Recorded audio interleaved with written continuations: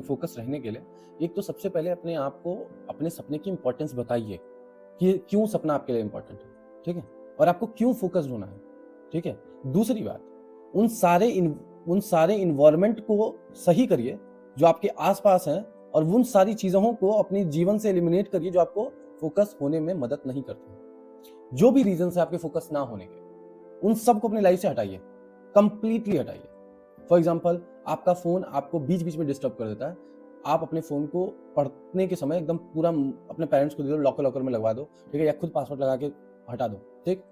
या पढ़ने के समय आपका फोकस लेवल इन चीजों से हटता है कि कम टाइम बचा है, क्या होगा, कैसे होगा, तो जितने डाउट्स आते हैं उनको एक डायरी पे लिखिए और लिखिए कि अच्छा ठीक है, 1 घंटे का लेक्चर बचा है, इस 1 घंटे के लेक्चर के बाद आधा घंटा हम इस थॉट के बारे में सोचेंगे। लेक्चर आप जब कर रहे हो तो मान लो आपके दिमाग में कुछ थॉट आया पढ़ाई को लेके, प्रिपरेशन स्ट्रैटेजी को लेके, आप उसको एक पेज पे लिख दो और लिख दो कि इतने टाइम का मेरा काम बचा है, ये करने के बाद इस थॉट को आधा घंटा मैं एंटरटेन करूंगी। वो दिमाग वहीं पे थोड़ा शांत हो जाएगा, ठीक। 2 तरीका बताया।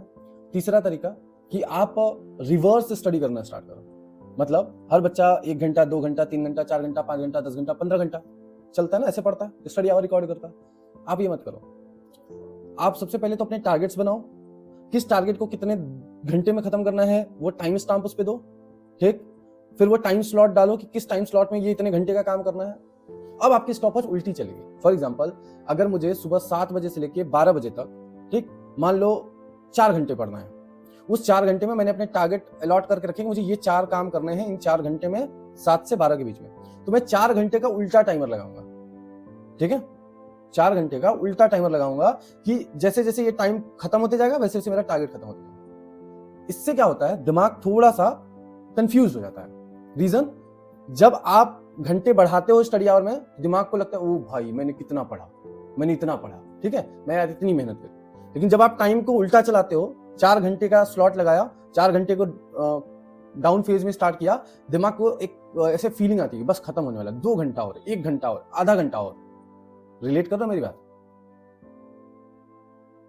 तो ये वाला एक टेक्निक लगाना, इससे दिमाग को पता होता है कि मुझे बस ये 4 घंटा ध्यान रखना है, फोकस रहना है, ये काम करना है। क्यों? क्योंकि वो 4-4 घंटा कम होते जाएगा।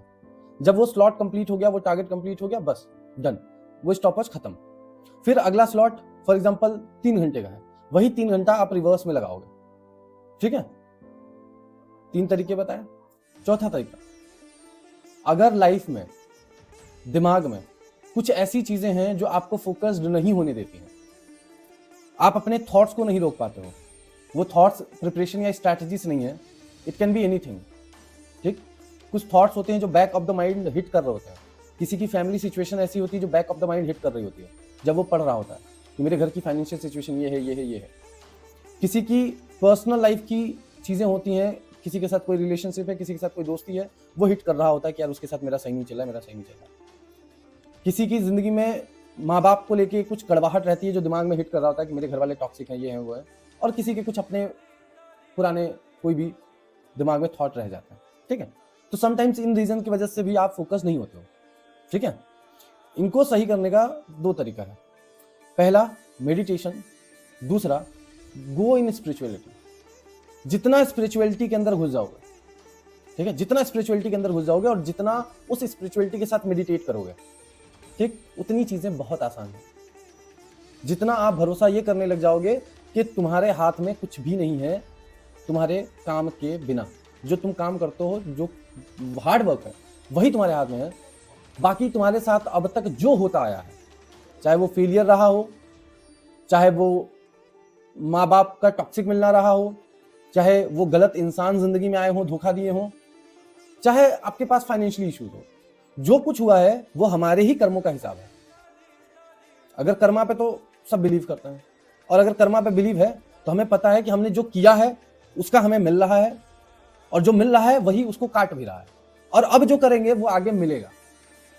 तो अब चाहे उन चीजों को खुश होके सह लो, ऊपर वाले से कनेक्ट होके सह लो, या तो उसको as a thought trauma overthinking सह लो, किया है मेरी जिंदगी में तो ये है, ये है, ये है, ये है।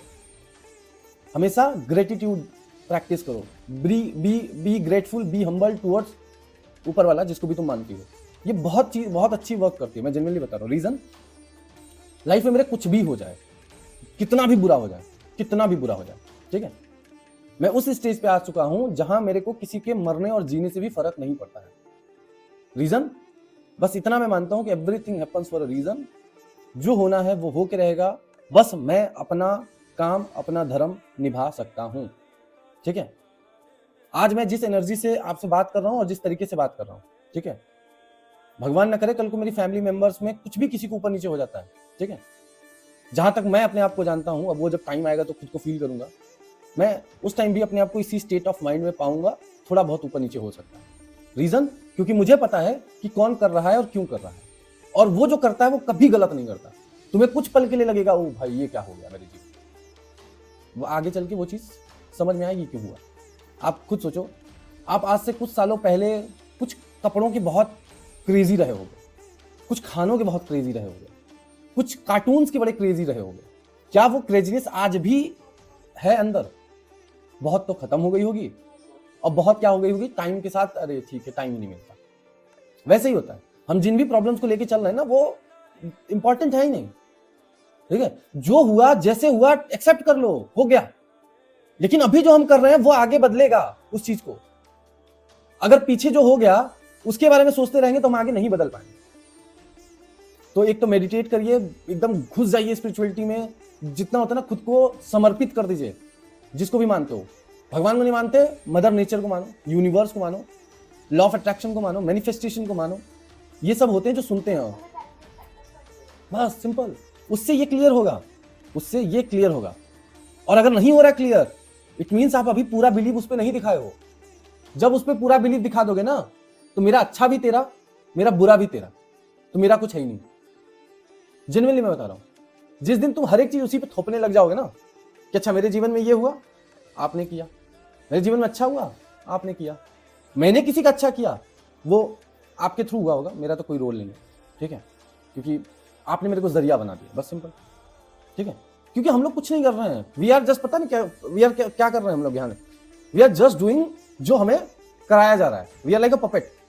हम तुम्हारी जिंदगी में आ रहे हैं, कुछ दिन कुछ रोल प्ले कर रहे हैं, कोई मेरी जिंदगी में आ रहा है, कुछ दिन कुछ रोल प्ले कर रहा है, कोई उधर आ रहा है, और हमें लग रहा है कि अरे अच्छा मैंने उसकी जिंदगी बदल दी, अच्छा मैंने वहां वो क्या, अरे उसने मेरी जिंदगी खराब कर दी। सब कुछ का किया धरा हम ही है, और हम ही लोग पपेट की तरह नाच रहे हैं। तो जब अपने बना लो ना तो दिमाग शांत रहता है। ठीक है, पहली चीज, बहुत डीप लेवल बात है, समझ आ जाए तो कनेक्ट।